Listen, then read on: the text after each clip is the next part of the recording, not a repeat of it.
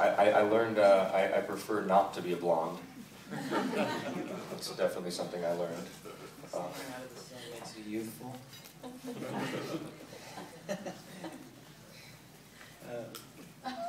You're passing it to me? I've learned patience. I mean, no, I mean, I've learned a lot from Esme, and you know, Esme is always looking for a way to love someone and a way to be kind, and that doesn't come naturally to me all the time. So I definitely, it was good practice. I guess I've learned that it's okay if the world doesn't like you. No, it's sometimes playing a character that's, you know, not the most likable can be challenging because a lot of times people think that you're a reflection of who you play, and so I've learned to really stand by the character that I play, but also find like a healthy balance and separate myself enough and defend her and yet, you know, defend our differences. I'm curious if on the last day of shooting there was a collective sigh of relief when you realized you no longer had to look quite so immortal and could start tanning and drinking high fructose corn syrup and eating a lot of salt again. Was it nice to be liberated from the physical demands of appearance required for the roles? I'll tell you, for me... I mean, you also look great, yeah. But...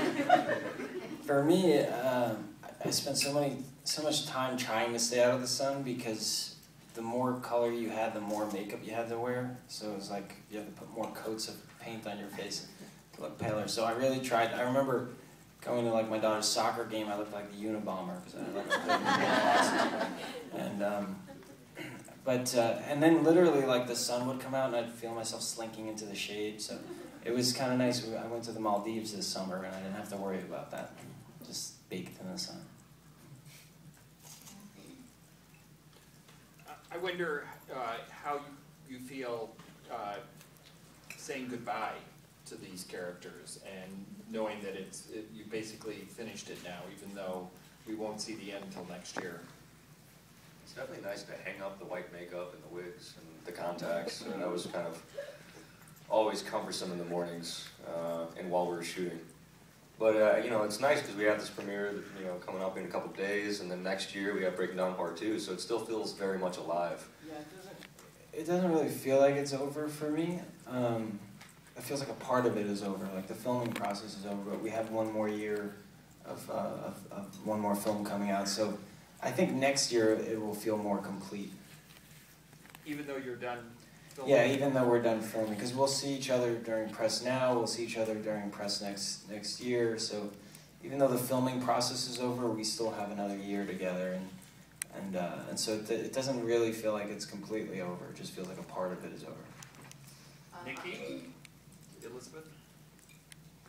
I think we're all really used to sort of revisiting these projects, you know, once, you know, a year later. So I think, I mean, everyone asks us what the last day of filming was like, and I wish that I was creative enough to make up like a really dramatic tale, but it wasn't. I mean, it was dramatic because we were freezing and it was 6 o'clock in the morning and we just wanted to get inside. But there weren't like, you know, there wasn't like a river of tears, you know, pouring, but we all know we're gonna see each other. Maybe in like 3 or 4 years, if I don't have a job. I think next year will be sad. Yeah, next year. I also, for some of us, we still had more filming to do. I think we had first unit wrap, so it was kind of weird, and then I still had another 2 weeks of second unit stuff and with Elizabeth. So I think my last day with Elizabeth was like 2 weeks later after everybody else wrapped. And I do remember on that day hugging you for like, it seemed like ever. Yeah, we were sort of hugging, and I think I might have been yelling a little bit and screaming. I wanted to ask Jackson about the dancing, because you're really cutting a rug there at the wedding. And it looked a little retro because your guys been alive a long time. I was just wondering if some of that was 40s or 50s rock and roll or something?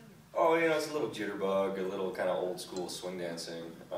Yeah, when I was doing musical theater when I was a kid, I definitely did a lot of swing dancing, and I was really into that kind of music of the genre, And so yeah, we actually did some choreography, and there was they had a little different dance set up for us, and then I was talking to our choreographer, and I was like, hey, how about we do this kind of old school flip, which was really fun, which we were nervous about because Ashley was in heels, and I didn't want to throw her, and then suddenly she's, the last day of filming, and I kill her. It would be really bad. Might not be the worst press, but no, that would be terrible. So it was fun though. It was really fun for me to be able to kind of pull out the old style dance moves. I can cut a rug,